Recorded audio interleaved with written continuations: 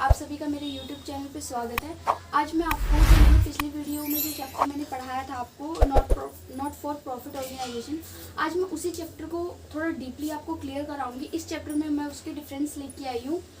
जो हम first difference कर रहे हैं इस चैप्टर का वो है receipts and payment account and cash book के बीच में।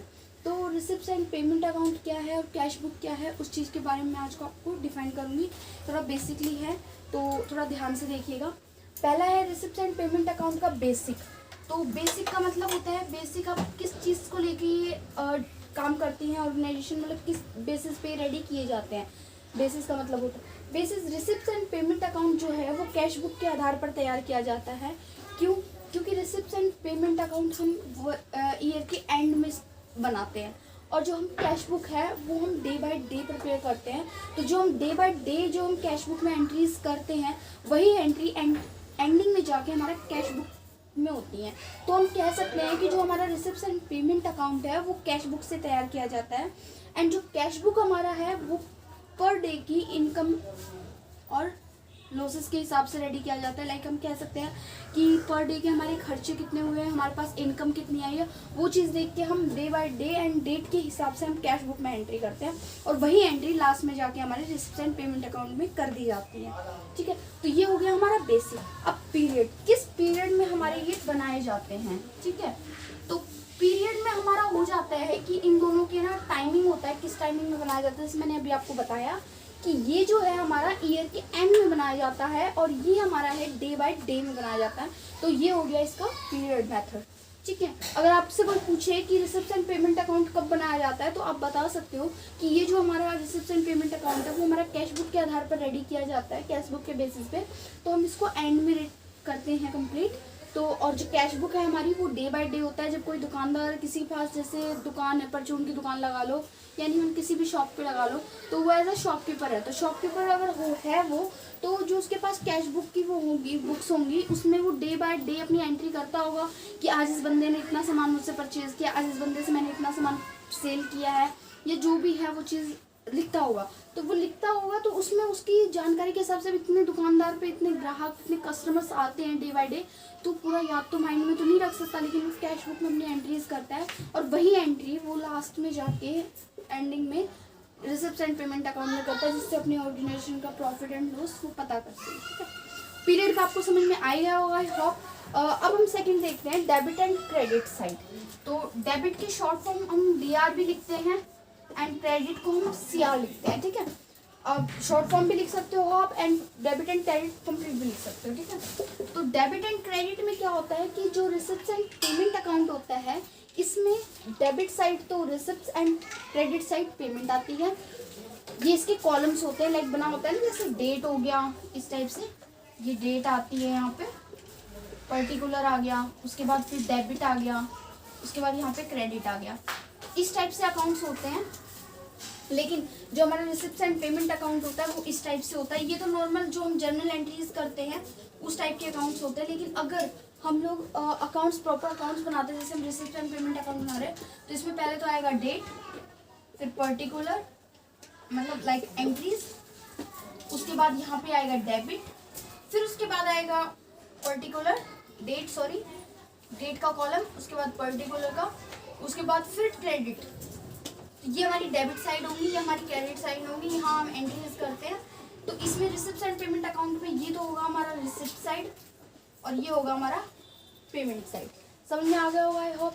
उसके बाद यही चीज़ हमारी कैश बुक में अगर हम करते हैं तो कैश बुक का भी सिर्फ यही फॉर्मूला होता है, बस इसमें रिसिप्ट्स एंड पेमेंट साइड ये चीज़ नहीं होती है। जैसे कैश बुक है तो वो प्रॉपर कैश बुक इस टाइप से रेडी होती है। हमारी कैश बुक का ये नाम दे देते हैं हम। कैश बुक में यही कॉलम रहता है, date, particular, debit and credit. ठीक है, तो इस टाइप से हमारी एंट्रीज होती हैं। लाइक उसके बाद हम दूसरा देखते हैं इंस्ट्रक्शंस। तो आप देखो इन जो नॉट फॉर प्रॉफिट ऑर्गेनाइजेशन है इसके इंस्ट्रक्शंस क्या हो सकते हैं। इंस्ट्रक्शंस क्या होंगे इसके, जो रिसिप्ट्स एंड पेमेंट अकाउंट है, रिसिप्ट्स एंड पेमेंट अकाउंट ये किस ऑर्गेनाइजेशन के द्वारा प्रिपेयर किया जाता है। ये हमारा प्रिपेयर किया जाता है नॉट फॉर प्रॉफिट ऑर्गेनाइजेशन। जो संस्था या जो ऑर्गेनाइजेशन प्रॉफिट अर्न करने के लिए काम नहीं करती हैं वो रिसिप्ट्स एंड पेमेंट अकाउंट बनाती हैं। और कैश बुक कौन सी ऑर्गेनाइजेशन बनाती है? कैश बुक हमारे नॉट फॉर प्रॉफिट ऑर्गेनाइजेशंस भी बनाती हैं एंड प्रॉफिट ऑर्गेनाइजेशंस भी बनाती हैं। तो ये हमारा दोनों के द्वारा ही बनाया जाता है कैश बुक। तो ज़्यादातर अकाउंट्स मतलब सभी प्रिपेयर करती हैं, तो कैश बुक कॉमन है, सभी कर सकती हैं, इसमें नो इशू। लेकिन रिसिप्ट एंड पेमेंट अकाउंट वही संस्था वो करती हैं जो प्रॉफिट अर्न करने के लिए कार्य नहीं करती है। तो ये हमारे पॉइंट्स यहीं पे हम ख़त्म करते हैं। ये हमने 4 पॉइंट्स को बेसिक इसके पॉइंट्स हमने क्लियर कराए हैं आपको। तो ये आपको डिस्क्रिप्शन पे इसका लिंक मिल जाएगा, मैं आपको PDF के तौर पे आपको सेंड कर दूंगी, जिससे आपको आगे एग्जाम में कोई प्रॉब्लम नहीं होगी, नोट्स आप इजीली प्रिपेयर कर सकते हो। चलिए फ्रेंड्स, अब हम सेकेंड पॉइंट्स आपको डिफरेंस क्लियर करवा देती हूँ मैं। फर्स्ट जो डिफरेंस था वो receipt and payment account and cash book के बीच में था। अब हम जो सेकंड पॉइंट ले रहे हैं वो receipt and payment account and income and expenditure account के बीच में होगा। ठीक है, तो हम इस डिफरेंस को लेते हुए जो फर्स्ट पॉइंट हमारा जो है वो है हमारा नेचर। नेचर से आपको क्लियर हो गया होगा कि किस बेसिस पे या किस नेचर के ये होते हैं या किस संस्थाओं द्वारा रेडी किए जाते हैं, वो चीज़ हम इस बेसिस पे पढ़ेंगे। फर्स्ट है हमारा रिसिप्ट एंड पेमेंट अकाउंट, जो है हमारा कैश बुक के तौर पे रेडी किया जाता है, जैसा हमने पिछली वीडियो में भी पढ़ा था, मतलब पिछले टॉपिक में। तो रिसिप्ट एंड पेमेंट अकाउंट है वो कैश बुक के उस पर रेडी किया जाता है बेसिस पे। और income and expenditure account, income and expenditure account वो संस्थाएं ओपन करती हैं, ऑर्गेनाइजेशन बनाती हैं जो प्रॉफिट अर्न करने के लिए मार्केट में वर्क करती हैं। तो प्रॉफिट अर्न करने के लिए जो मार्केट में वर्क करती हैं वो इनकम एंड एक्सपेंडिचर अकाउंट बनाती हैं। तो जिससे पता चलता है ऑर्गेनाइजेशनों को ईयर के एंडिंग में कि वो प्रॉफिट अर्न कर रही हैं या लॉस में चल रही है, तो वो जानकारी लेने के लिए वो इनकम एंड एक्सपेंडिचर अकाउंट बनाती है। तो ये था हमारा सेकेंड पॉइंट। अब हम बात करते हैं इसके साइड्स की। तो साइड्स हमारे क्या होते हैं, इनके साइड में क्या आता है, इसके साइड्स में क्या आता है। तो साइड से एक चीज़ तो क्लियर हो गई होगी, पिछले हम वीडियो में मतलब पिछले टॉपिक में हमने पढ़ा था कि रिसिप्ट एंड पेमेंट साइड में डेबिट एंड क्रेडिट साइड क्या होता है एंड इनकम एंड एक्सपेंडिचर में डेबिट एंड क्रेडिट साइड क्या होता है। तो फॉर्मेट इनका सेम ही रहता है, डेबिट एंड क्रेडिट साइड दोनों में ही होती हैं, लेकिन इसमें debit side receipt and credit side payment होता है। On that income and expenditure account में डेबिट साइड हमारा इनकम एंड क्रेडिट साइड हमारी एक्सपेंडिचर रहते हैं। तो वही चीज़ हम इसमें देखते हैं। डेबिट साइड हमारे एक्सपेंडिचर रहते हैं, जो एक्सपेंडिचर है वो हमारी डेबिट साइड, और जो इनकम है हमारी वो क्रेडिट हो जाती है। ठीक है, इसका थोड़ा सा उल्टा रहता है। उसके बाद अगर हम दूसरा टॉपिक पॉइंट्स की बात करें, थर्ड पॉइंट हमारा आता है टाइप ऑफ अकाउंट्स। ये किस टाइप का अकाउंट्स होता है, लाइक हमने गोल्डन रूल्स तो आप जानते ही होंगे जो हमारे उसके हैं अकाउंट्स के। तो उसी में नॉमिनल अकाउंट्स होते हैं, रियल अकाउंट्स होते हैं, पर्सनल अकाउंट्स होते हैं। तो ये कौन से टाइप का अकाउंट्स होता है, तो वो चीज़ मैं बता देती हूँ आपको। Type of accounts, income and expenditure जो अकाउंट है वो हमारा रियल अकाउंट है। जो इनकम एंड एक्सपेंडिचर अकाउंट हमारा वो है हमारा nominal account and real account. ठीक है, अब फोर्थ पॉइंट हमारा आता है कैपिटल एंड रेवेन्यू आइटम्स, कि इनमें किस किस टाइप के एंट्रीज हम करते हैं। Capital and revenue items. उसके बाद जो हमारा फर्स्ट है रिसिप्ट एंड पेमेंट अकाउंट, इसमें हम जो दोनों प्रकार के आइटम्स लिखते हैं, जो हमारे खर्चे हुए हैं वो भी और जो हमारी इनकम हुई है वो भी, मतलब जो आए हैं हमारे पास और जो हमारे गए हैं वो हम सारा इसमें लिखते हैं। लेकिन इनकम एंड एक्सपेंडिचर अकाउंट में केवल हम हमारे पास जो प्राप्त हुआ है हमारे और जो हमारे खर्चे हुए हैं हम वो चीज़ लिखते हैं। मतलब इसमें खर्चों से रिलेटेड कार्य होता है, प्रॉफिट एंड लॉस गेन करना है इस वजह से। और इसमें हम सभी प्रकार के अकाउंट्स प्रिपेयर करते हैं, क्योंकि रिसिप्ट एंड पेमेंट अकाउंट ही हमारी ऑर्गेनाइजेशन के लिए सारी हमें जानकारी प्रोवाइड करते हैं। दैट्स वाई हम इसमें हर सभी एंट्रीज से रिलेटेड जो हमारी एंट्रीज हैं वो हम इसमें लिखते हैं। और इनकम एंड एक्सपेंडिचर अकाउंट में ओनली हम जो हमें प्राप्त हुआ है या हमसे जो हमने दिया है, इनकम आई है या जो हमारे खर्चे हुए हैं वो चीज़ें हम इसमें सारी लिखते हैं। ठीक है, उसके बाद आ जाता है हमारा एडजस्टमेंट। एडजस्टमेंट में तो आपको वर्ड सुन के थोड़ा बहुत क्लियर हो गया था कि एडजस्टमेंट क्या होती है। कि adjustment as a for example आप ले सकते हो कि जैसे कि कोई एक दुकानदार है, उसने शॉप ओपन कर रखी है, देन उसके पास कोई कस्टमर आया है। ठीक है, उसके पास कोई कस्टमर आया, उससे बोल रहा भैया 100 रुपये की चीज़ है, मुझे 90 रुपये में दे दो। तो क्या वो अप डाउन करेगा? अगर उसका कस्टमर उससे 10 ही रुपये कम मांग रहा है कि भाई 100 रुपये की चीज़ है मुझे 90 में चाहिए, तो वो कस्टमर को वो दे देता है।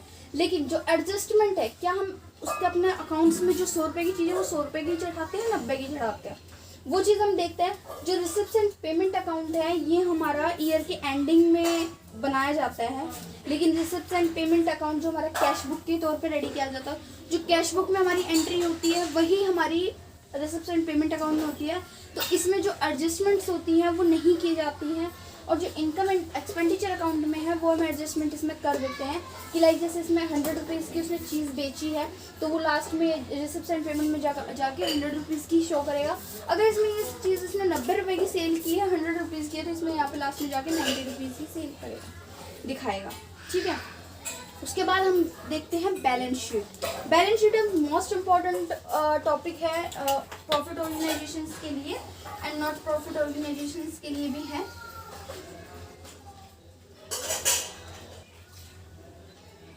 बैलेंस शीट में हम क्या लिखते हैं? बैलेंस शीट जो होती है हमारा एंडिंग पॉइंट होता है एक प्रॉफिट ऑर्गेनाइजेशन के लिए भी कि वो प्रॉफिट अर्न कर रही है या नहीं कर रही है।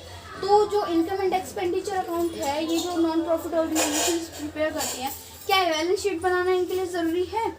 नहीं है, क्योंकि इनको प्रॉफिट एंड लॉस नहीं निकालना है, बिकॉज ये प्रॉफिट एंड अर्न करने के लिए कार्य नहीं करती हैं, ये नॉट प्रॉफिट ऑर्गेनाइजेशन है। और जो इनकम एंड एक्सपेंडिचर अकाउंट है ये प्रिपेयर करती हैं प्रॉफिट एंड गेन करने वाली कंपनियां। तो ये जो ऑर्गेनाइजेशंस हैं ये बैलेंस शीट बनाती हैं, क्योंकि इनका सारा काम ही बैलेंस शीट पे होता है, क्योंकि इनको आगे जाके अपने जो पार्टनर्स होते हैं उसमें प्रॉफिट डिवाइड करना होता है। बिकॉज बैलेंस शीट के without balance sheet profit divide नहीं हो सकता, क्योंकि उन्हें विदाउट बैलेंस शीट यही पता चलेगा कि उनका प्रॉफिट कितना हुआ है और एक्सपेंडिचर कितना हुआ है, और पता चलने के बाद ही तो जो एम्प्लॉयज़ हैं वहाँ के उनमें डिवाइड होगा। ठीक है, तो इनके लिए बैलेंस शीट बनाना आवश्यक है और इनके लिए नहीं है। ठीक है, उसके बाद हम करते हैं जो ट्रांसफ़र बैलेंस शीट, जो हमारा ये जो होता है कि इसका जो बैलेंस आता है वो ट्रांसफ़र कैसे होता है। Transfer of closing balance.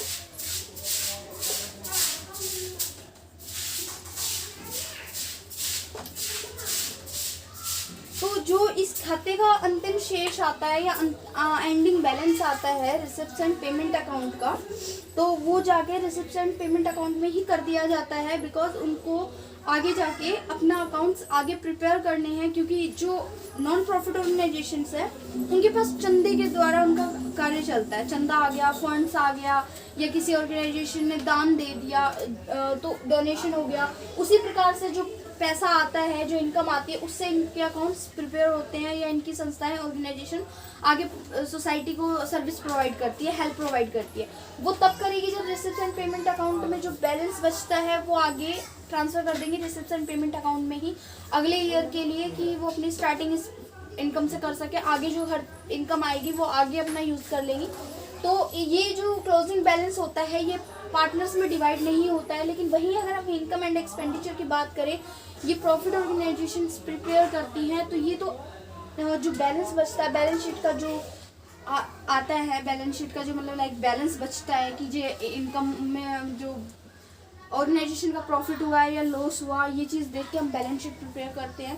Balance sheet prepare होने के बाद लॉस प्रॉफिट आता है, उसको डिवाइड कर दिया जाता है, ट्रांसफ़र कर दिया जाता है फॉर पार्टनर्स में एज अ रेशियो के हिसाब से, जो जितना हिस्सेदार है जिसका, उस हिसाब से रेशियो के हिसाब से वो जो प्रॉफिट है वो डिवाइड कर दिया जाता है।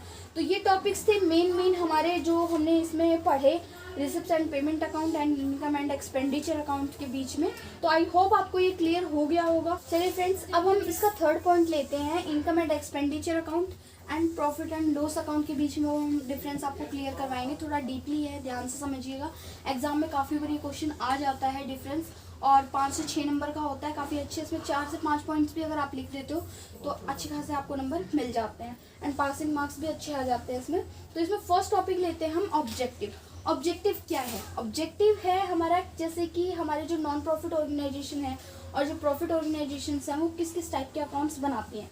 तो जो हमारा इनकम एंड एक्सपेंडिचर अकाउंट है ये हमारा नॉट फॉर प्रॉफिट ऑर्गेनाइजेशन जो होती हैं वो बनाती हैं, क्योंकि ये अकाउंट होता है ना, ये सिर्फ बिल्कुल सेम प्रॉफिट एंड लॉस जैसा ही होता है, बट ये अपना ही एक अकाउंट है, इनकम एंड एक्सपेंडिचर अकाउंट, जो ऑर्गेनाइजेशन प्रॉफिट अर्न करने के लिए नहीं, सेवा प्रोवाइड करने के लिए या हेल्प प्रोवाइड करने के लिए, सर्विस प्रोवाइड करने के लिए वर्क करती हैं, वो income and expenditure account open करती हैं, जिससे उनको ये पता चलता है कि हमारी कंपनी में क्या सर्विस हम प्रोवाइड कर रहे हैं, किस टाइप की सर्विसेज हम प्रोवाइड कर रहे हैं, उसमें कितना इनकम आ रही है, कितने में एक्सपेंडिचर आ रहे हैं, वो चीज़ जानकारी लेने के लिए इनकम एंड एक्सपेंडिचर अकाउंट बनाया जाता है। वहीं अगर हम बात करें प्रॉफिट एंड लॉस अकाउंट की, तो प्रॉफिट एंड लॉस अकाउंट जो होता है वो प्रॉफिट अर्न करने वाली संस्थाएं बनाती हैं, क्योंकि उनको आगे जाके अपना नेट प्रॉफिट या नेट लॉस गेन करना होता है। आगे जाके वो एंडिंग में जाके पार्टनर्स के बीच में वो डिवाइड कर देती है एज अ रेशियो के हिसाब से, तो ये प्रॉफिट एंड लॉस अकाउंट बनाती है। वहीं अगर हम सेकेंड बात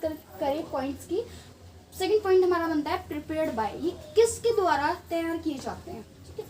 तो इनकम एंड एक्सपेंडिचर अकाउंट मैंने आपको बताया था कि ये not for profit organisation ready करती है, और जो हमारा प्रॉफिट एंड लॉस अकाउंट है ये हमारा प्रॉफिट अर्न करने वाली संस्थाएं रेडी करती है। इनका मेन मोटिव यही होता है कि सर्विस प्रोवाइड करना, और ऑर्गेनाइजेशन जो प्रॉफिट अर्न करने के लिए वर्क करती है, इनका मेन मोटिव यही होता है कि ये ज़्यादा से ज़्यादा प्रॉफिट अर्न करने के लिए वर्क करती है इन मार्केट, ठीक है। उसके बाद आता था बेसिक ऑफ प्रिपरेशन। ये किस आधार पर तैयार किए जाते हैं, basic of preparation. Basic of preparation में हमारे पॉइंट्स आता है कि इनकम एंड एक्सपेंडिचर अकाउंट किसके द्वारा रेडी किया जाता है और ये किस बेसिस पे रेडी किया जाता है। तो जो हमारा इनकम एंड एक्सपेंडिचर अकाउंट है ये हमारा रिसिप्ट्स एंड पेमेंट के द्वारा रेडी किया जाता है, कि जो हमारे रिसिप्ट्स एंड पेमेंट में एंट्री हुई है अकाउंट्स में, वही एंट्रीज हमारी इनकम एंड एक्सपेंडिचर अकाउंट में उनके रूल्स के हिसाब से की जाती है। और जो हमारा प्रॉफिट एंड लॉस अकाउंट है वो हमारा ट्रायल बैलेंस के हिसाब से हमारा रेडी किया जाता है। जो ट्रायल बैलेंस के नाम से हमारा एक अकाउंट होता है जिसमें हम इनकम और अपने एक्सपेंडिचर, प्रॉफिट एंड लॉस सब कुछ में मेंशन करते जाते हैं डे बाय डे। वही चीज़ हमारे cash profit and loss account से रेडी होता है। देखा होगा मैंने आपको बताया था फर्स्ट पॉइंट में कि जो हमारा रिसिप्ट्स एंड पेमेंट अकाउंट है वो कैश बुक के तौर पे रेडी किया जाता है। वही नॉट फॉर प्रॉफिट ऑर्गेनाइजेशन तो कैश बुक प्रिपेयर करती है। जो प्रॉफिट ऑर्गेनाइजेशंस होती हैं वो हमारा ट्रायल बैलेंस ओपन करती है। ट्रायल बैलेंस और कैश बुक सेम पर्पज से ही रेडी किए जाते हैं, और जो ट्रायल बैलेंस है वो प्रॉफिट एंड लॉस रेडी करता है। जो ट्रायल बैलेंस है उससे profit and loss account prepare करते हैं। वही फ्रेंड्स अब हम लास्ट पॉइंट्स पे आते हैं, बैलेंस।